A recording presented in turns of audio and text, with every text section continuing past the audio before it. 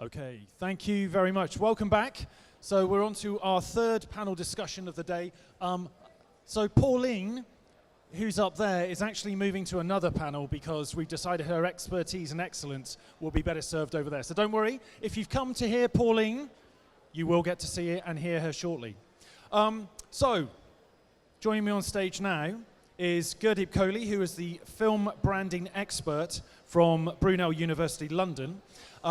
Gurdeep is, he says he has a passing interest in marketing and branding, but the truth is he has a deep understanding of it, and I would describe him as an expert in it. So if anyone here is in early development, if you're considering the start of your journey into creating a film which you're going to commercialize, this is going to be really interesting for you because Gurdeep has looked into this. We've had some great conversations about it. We've talked a lot about, branding and film and what does it mean and, what is a brand in a film. Let's start then. So first of all, what differentiates branding and marketing in a film from generic branding and marketing? Fantastic. Thank you so much, Chris, and it's a great pleasure to be here today. So if you look at the difference between the term marketing and branding, what you would notice is when we refer to marketing a film, we are essentially talking about how we can essentially fit the film within the wider market itself. So typically, by definition, a market would consist of the consumer, the competitors, so these are other people who are also making films, but also the market environment. So these are external factors which you have no control over, which may have an impact on your film. So by definition, that is what we would say would be the term marketing. But when we are referring to branding, we are really talking about the identity of your film. What makes your film stand out from the competition? How do you differentiate your film from other films? Good. And can you apply that same principle from like a very small production, obviously to the, Marvel have done brilliantly in, marketing and branding their concepts. But if you're a smaller producer, does that same principle apply? Yeah, I think that's a great question, Chris. So yes, the answer to that question is yes. Because at every level, whether you are making a small short film or whether you're making a huge blockbuster feature film, you're going to have some kind of competition. There's going to be a market environment factors that will impact your film. And you will also have different types of consumers that you'll be catering for. So to tell you a little bit about my research, which essentially focuses on consumers' perceptions of films as brands, I wanted to show you all a very interesting framework that I developed through my research. Now, before I talk you through this framework, essentially what my research looked at was what makes you think that a film is not just a film, but also a brand? So in order to help me answer that question, I interviewed 38 consumers for about 1.5 hours. I then developed this framework, which I will talk about in a minute. And in order to test this framework, I gave out a nationwide survey to about 1,000 people in order to actually test the model, to see if the model works. So from the starting, what I would like to clarify is the view of a film as a brand is subjective. So a film might be a brand to me, Chris, but it may not be a brand to you. So that's very important to clarify from the beginning. But if you were to look at this framework that you can see on the screen, I'll just talk through it from left to right. So essentially, the starting point for you to see a film as a brand is essentially whether the film's identity is coherent. So essentially, when we're talking about the film's identity, there are many different factors. For example, is the storyline based on an existing IP, or is it an original IP? Who are the actors who are playing in the film? What are the characters in the film?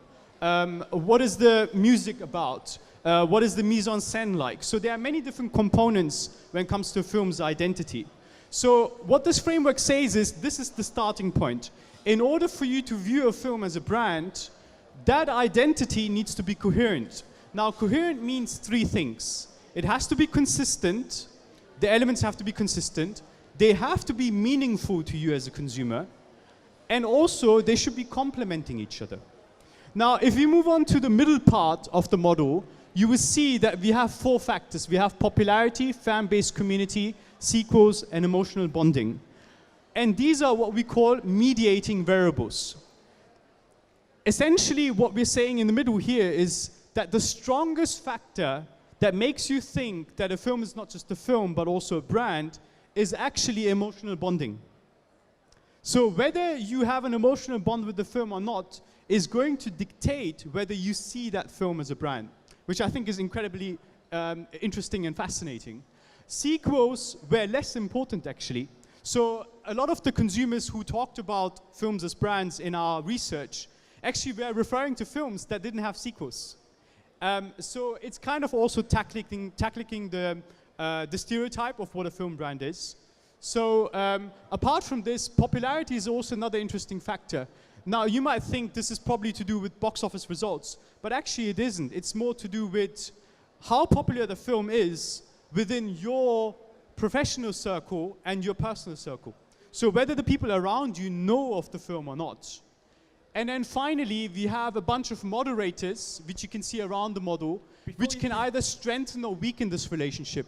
And I just want to point out one of them, which is whether the film is considered to be timeless. So what this is really interesting. So if you were to look at a film like James Bond, it's been around for 50 years, but it is considered to be something that's timeless. Regardless of which time you're watching it in, it will still be relevant to that particular time. I love it. It was really interesting to hear you talk about emotional bonding. So who here has a favorite movie? Or at least favorite movies? I mean, yeah, come on, hands up at pretty much everyone. Do you feel, by a show of hands, I saw your hand, sir, thank you very much. Are you emotionally bonded to that film? Yeah? I mean, for me, I love Jaws. It conjures all sorts of memories. I'm deeply emotional when I watch it in many levels. I don't cry. Don't judge me. But, you know, there is, you know, you could say, would you say Jaws is a brand? Yeah? Yeah, I think it's a really interesting example you've mentioned. So I would describe Jaws as, so the other thing I should say as well is there are different types of film brands out there. So I would describe Jaws as what we could call an iconic film brand. So it's not necessarily famous for the idea that it may have merchandise, although it may probably has merchandise. And also, I think they did have a sequel as well, didn't it, to Jaws as well, if I'm not mistaken, or they're in works of making a sequel. But what's really iconic about Jaws is that it has a very distinct identity. And a lot of filmmakers actually use Jaws as a reference point as well when they're trying to achieve a particular type of film or a particular type of genre they're working towards. That's great. That's interesting to hear. So it's a benchmark in a way for a lot of film brands. So they'll look at that and go, why has that been so successful? Can we mimic it or homage it? And that's when it becomes, it becomes like what's the word, like the seed that moves into other films. And you start pushing along this, timeless films, we get that. And franchise merchandise, some films that's going to be great for, some not so much. So that's not an essential part of being a brand. I think you've touched on something that's really interesting, and one thing I would actually like to emphasize today. So what we've found through our research, and this is also in line with the literature, is that merchandise in particular can actually strengthen your view of a film as a brand, but it's not deemed to be essential. So the reason why merchandise can be beneficial to make people see that a film is a brand is because actually what you're doing is you're incorporating tangibility of your film. So people can actually touch and feel something in real life that they would associate with the film. But having said that, it is not a compulsory element to make a film a brand. It can certainly increase or strengthen your view, but it's not essential. Did anyone here buy the Dune popcorn bucket? No. Does anyone know what I'm talking about? Yes, thank you. Just look it up. Type it into Google, Dune popcorn bucket. It's kind of internet safe, but just be prepared for what it is. Do you know it, Gurdeep? Yeah. And Deadpool and Wolverine are also going to have another one of those as well. So it's a trend that's picking up, which is really interesting. Oh, really? So it's now a trend to have a branded kind of popcorn bucket. Yeah, wow. Actually, what you've also touched on, which I find really fascinating, is you've touched on something called marketing efforts in the model. So this is typically what happens to promote the film itself. So the example would be like the popcorn bucket you've mentioned.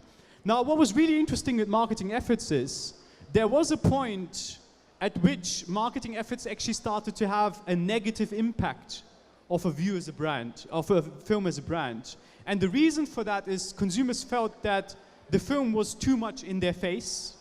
So when you're incorporating things like that, it's very important to strike a balance, and sometimes less is more. Nice. Nice.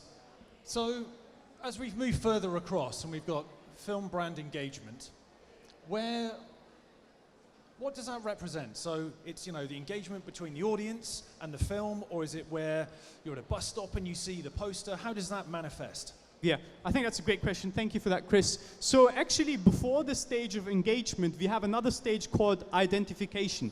So just to talk you through how we actually tested this model, essentially when we gave out those 1,000 surveys, we asked consumers to think of a random film that they have watched in the last 3 months, and then they were asked a bunch of questions related to these factors and more.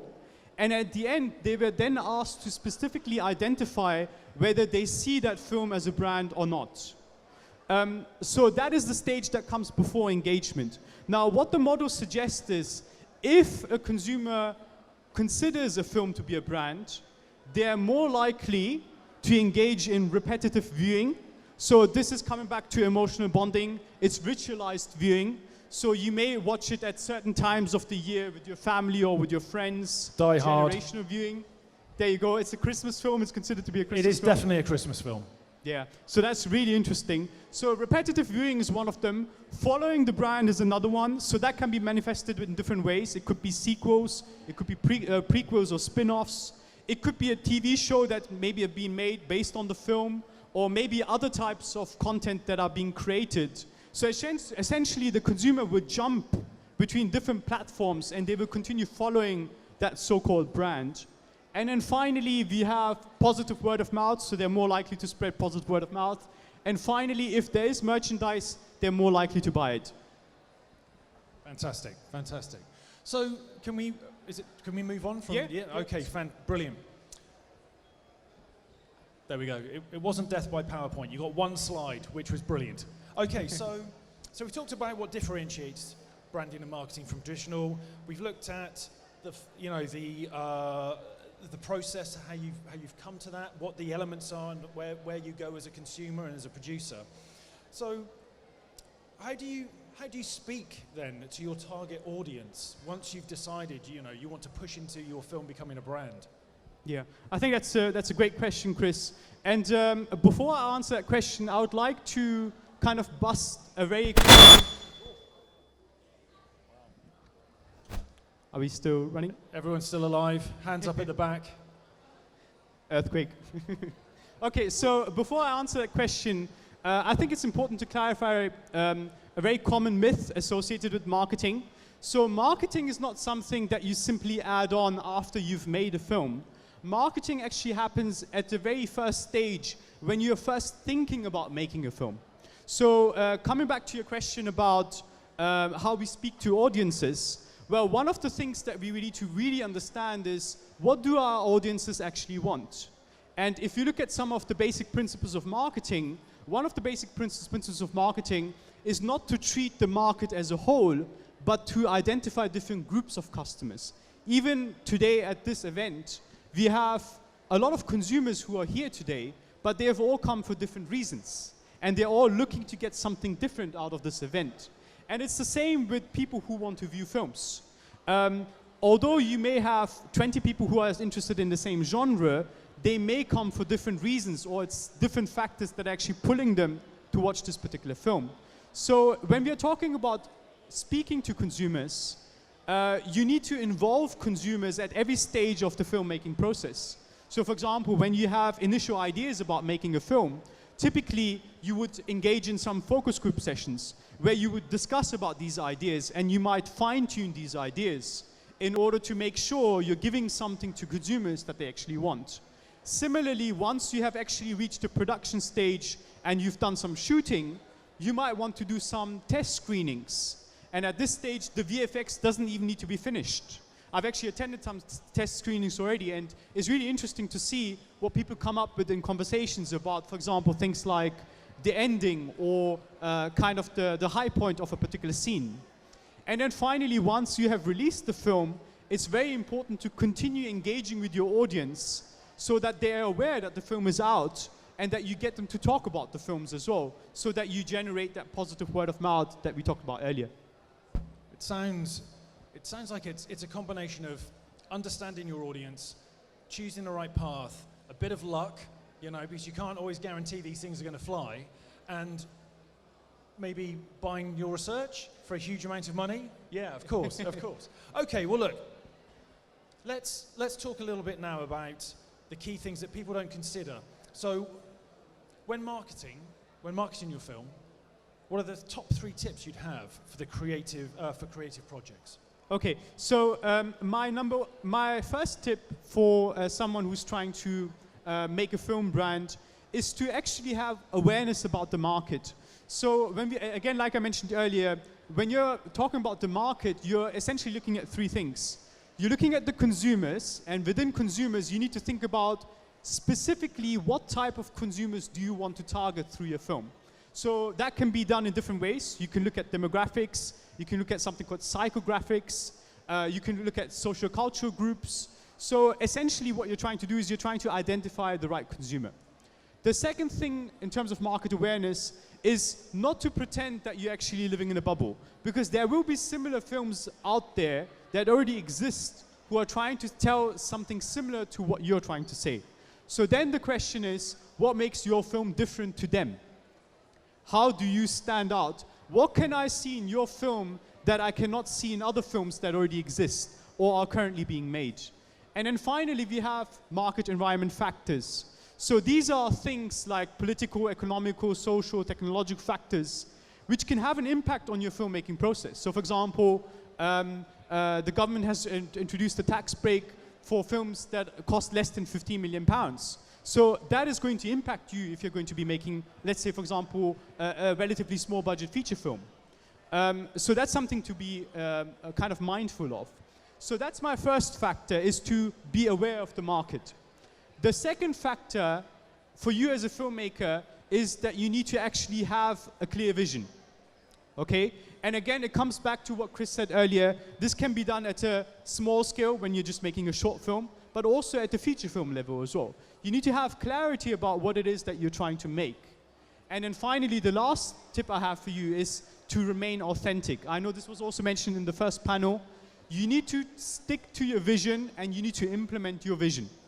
Because that way you're actually telling something that you wanted to tell, rather than being overly influenced by things that are going around you. It's important to be aware of what's going around you, but it's also important to have integrity as a filmmaker and to actually deliver on the vision that you set out to vision. Wow, integrity as a filmmaker, something we can all aspire to there, I'm sure. So let's just to dig into that a little bit, but on a smaller scale. So I'd imagine there's a lot of people here who are either making short film, contemplating short film, putting their film into some of these smaller film competitions, looking to achieve greater things. What would you suggest, or how would you recommend that they market their film as a much smaller enterprise? Obviously, authenticity in filmmaking, that's across the board, but maybe there's something that on a smaller scale they could use or take away from this that would be useful on their filmmaking journey. Yeah, I think that's a great question, Chris. So given the fact that a lot of early filmmakers are mostly working probably on a zero budget or close to zero, I think a great starting point would obviously be social media, because it's going to give you huge exposure. You're going to be able to reach out to far more people than you can with traditional types of marketing. It's also far more cost effective as well. But what's really important is, on social media, it's not just about having presence on social media, but actually actively engaging with the audiences that you want to engage. And by audiences, I don't just mean consumers who will eventually watch your films. You might also be speaking to potential investors, potential sponsors of your film. So what's really important is you need to basically post different types of content to target different types of stakeholders. And the content should focus on, for example, the premise of the film without giving away too much. Also getting the audiences to respond back to you. So try to have engaging posts that actually encourage a discussion online as well. And then the other thing that you can also do is you can, for example, have different types of posts where you would essentially engage with consumers on a more long-term basis. So before you make the film, during the filmmaking process, you can post a few behind the scenes shots as well to kind of get them interested and get them to talk about the film. Yeah, I would say at grassroots level, that's probably one of the main things you can do. But the other thing you could also do is you can join forces with other organizations who have similar interests to you or are trying to promote a similar cause to, for example, the message in your film. And that way what you're doing is you're joining forces and you're also able to tap into some of their funding as well. Nice, thank you. So I think we've got time for a couple of questions. Does anyone have anything relating to marketing or branding their film or generating a brand or they're contemplating that? Anyone? We've got a magnificent mind here. Anyone? Maybe, is anyone here? Oh, yes. Hold on. Let's get can we have a microphone? Down the front here.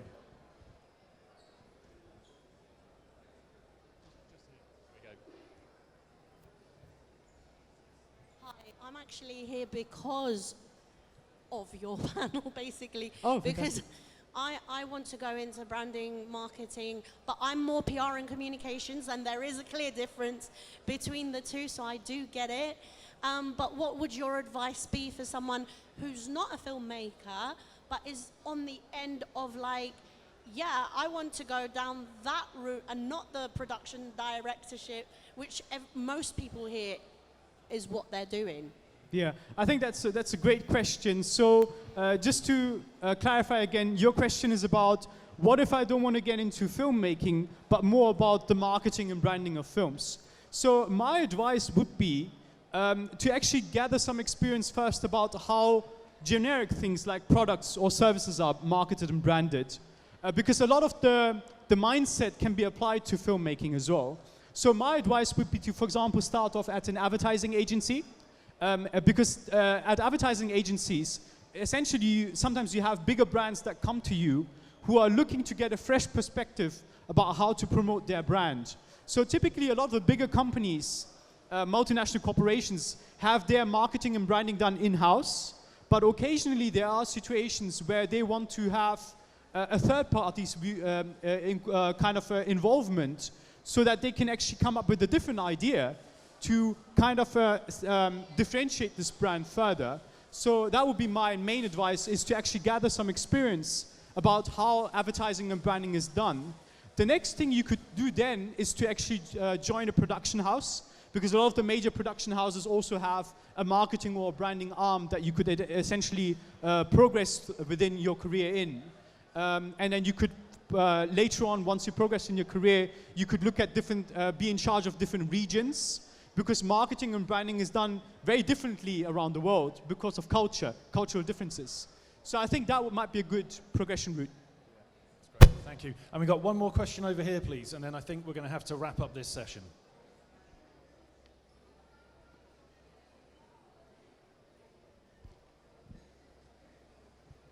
Hello, thank you so much for speaking. It was really interesting. I'm just wondering a little bit about like your... Speak a little bit Oh, louder, can you hear please. me? Perfect. Thank you for speaking. I just wanted to ask, what would you recommend for marketing when it comes to people with very niche film ideas? So especially with like your very helpful presentation slide you had, I felt like a lot of it was catered to maybe more broad general films, but people who have something that's really specific, maybe for a very niche demographic when it comes to their audience, what would you recommend? Yeah, I think that's a great question. So the question is mainly about what do I do if I'm a niche filmmaker? A lot of what we talked about today may sound to you like it's for the masses, but actually the principles can be applied to pretty much any type of film. I'm just doing some research at the moment where we're looking at filmmakers' views of films as brands. So Chris very kindly allowed me to interview him because he's also an established filmmaker. And so he does a lot of short films. So a lot of what we talked about today could also be applied to that. But coming back to your question, I would say you need to be a little bit careful about when you say that you want to be considered to be a niche filmmaker, because also what you're doing is, on the other hand, you're actually alienating a lot of the market. So the way I understand it is, I think what people mean when they say that they are a niche filmmaker is that they're making a film about something that's very specific.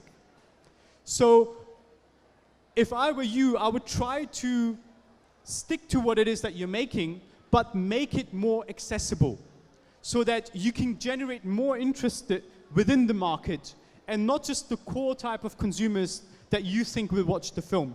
So if I were you, I would think about which type of consumers might be interested in what I'm making. And you'd be surprised, sometimes you think of people that you wouldn't think of normally. So as a filmmaker, it's very important to have a good understanding of the market.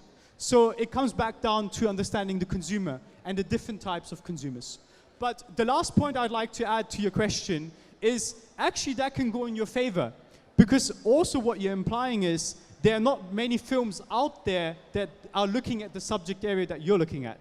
So that can actually play to your advantage, and that way you can stand out more easily because there's less competition out there, which is kind of taking up space within the consumer's mind. Great question, thank you. Yeah, no, I think that's a great point. I mean, you look at Coda. If someone said we're going to make a film like that, it's like, who's that going to appeal to? Brilliant film, won all the awards. It's a joyous film. If you've not watched Coda, go and watch Coda. It's absolutely wonderful. So that's going to bring us to the end of this session. Gurdeep, a pleasure as always chatting to you. An insightful and fascinating exploration of marketing and branding in film. Hold fire, guys. There's one more panel to go. I promise you it's going to be mustard. Gurdeep, thank you very much. Thank you so much. Thank you.